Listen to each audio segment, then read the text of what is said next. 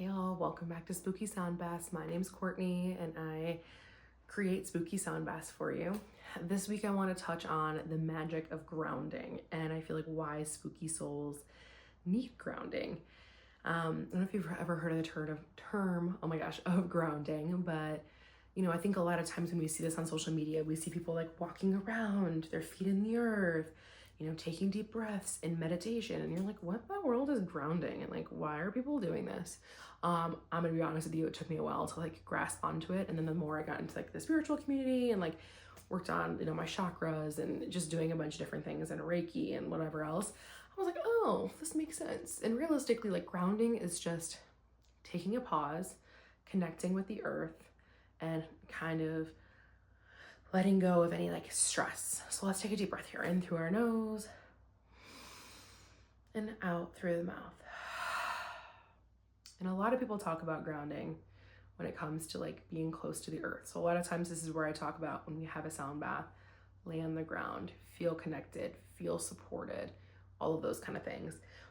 Back in the day, we used to spend a lot of time out in nature and, being connected to the earth. And with today's society, we're, on our phones, on computers, in our houses, in air conditioning, whatever it is. And it's not a bad thing, but it just doesn't give us as much time to really ground, connect. And it's really just a time to pause and reflect. And there's so many different ways you can do it.